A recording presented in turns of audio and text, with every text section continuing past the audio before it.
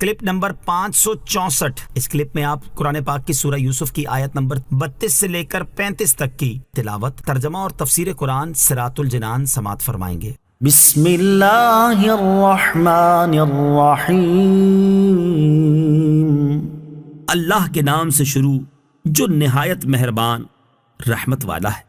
قالت فذلكن الذي لمتنني فيه ولقد راودته عن نفسه فاستعصم وَلَئِن لَّمْ يَفْعَلْ مَا آمُرُهُ لَيُسْجَنَنَّ وَلَيَكُونًا مِّنَ الصَّاغِرِينَ۔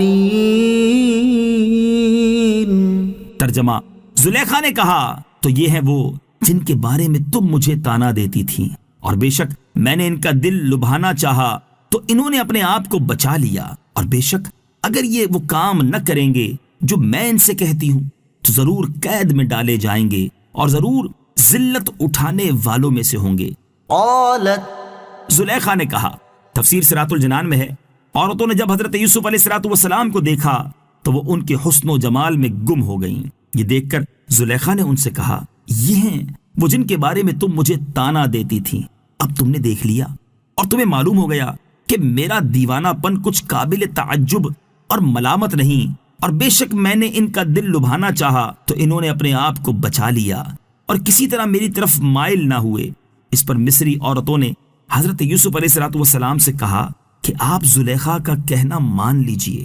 ان کی بات سن کر زلیخا بولی، بے شک اگر یہ وہ کام نہ کریں گے جو میں ان سے کہتی ہوں تو ضرور قید میں ڈالے جائیں گے اور ضرور ذلت اٹھانے والوں میں سے ہوں گے، اور چوروں، قاتلوں اور نافرمانوں کے ساتھ جیل میں رہیں گے، کیونکہ انہوں نے میرا دل مجھ سے چھین لیا اور میری نافرمانی کی اور فراق کی تلوار سے میرا خون بہایا، تو اب انہیں بھی خوشگوار کھانا پینا اور آرام کی نیند سونا میسر نہ ہوگا۔ جیسا میں جدائی کی تکلیفوں میں مصیبتیں جھیلتی اور صدموں میں پریشانی کے ساتھ وقت کاٹتی ہوں، یہ بھی تو کچھ تکلیف اٹھائیں۔ میرے ساتھ ریشم میں شاہانہ چارپائی پر عیش گوارا نہیں ہے، تو قید خانے کے چبھنے والے بوریے پر ننگے جسم کو دکھانا گوارا کریں۔ حضرت یوسف علیہ السلام یہ سن کر مجلس سے اٹھ گئے اور مصری عورتیں ملامت کرنے کے بہانے سے باہر آئیں، اور ایک ایک نے آپ سے اپنی تمناؤں اور مرادوں کا اظہار کیا۔ حضرت یوسف علیہ السلام کو ان کی گفتگو بہت ناگوار ہوئی تو بارگاہ الہی میں عرض کی، قال رب السجن احب الی مما يدعوننی الیہ وَإِلَّا تَصْرِفْ عَنِّي كَيْدَهُنَّ أَصْبُ إِلَيْهِنَّ وَأَكُن مِّنَ الْجَاهِلِينَ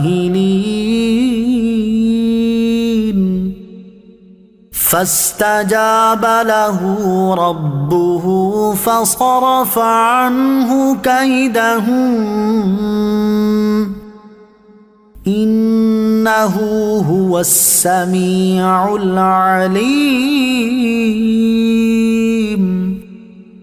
ثم بدا لهم من بعد ما رأوا الآيات ليسجننه حتى حين۔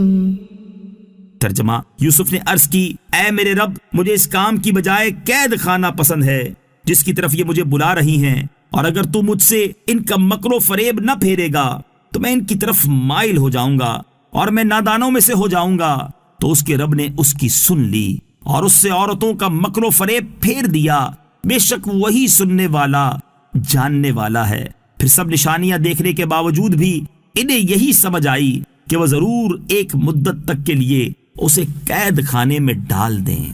ثم بدا لهم، پھر ان کے لیے یہی بات ظاہر ہوئی۔ تفسیر صراط الجنان میں ہے، جب حضرت یوسف علیہ السلام سے امید پوری ہونے کی کوئی شکل نہ دیکھی تو مصری عورتوں نے زلیخا سے کہا کہ اب مناسب یہ معلوم ہوتا ہے کہ اب 2-3 روز حضرت یوسف علیہ السلام کو قید خانے میں رکھا جائے، تاکہ وہاں کی محنت و مشقت دیکھ کر انہیں نعمت و راحت کی قدر ہو اور وہ تیری درخواست قبول کر لیں۔ زلیخا نے اس رائے کو مانا اور عزیز مصر سے کہا کہ میں اس عبرانی غلام کی وجہ سے بدنام ہو گئی ہوں اور میری طبیعت اس سے نفرت کرنے لگی ہے۔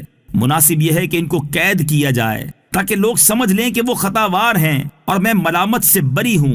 یہ بات عزیز کے خیال میں آ گئی اور اس نے حضرت یوسف علیہ السلام کو قید خانے میں بھیج دیا۔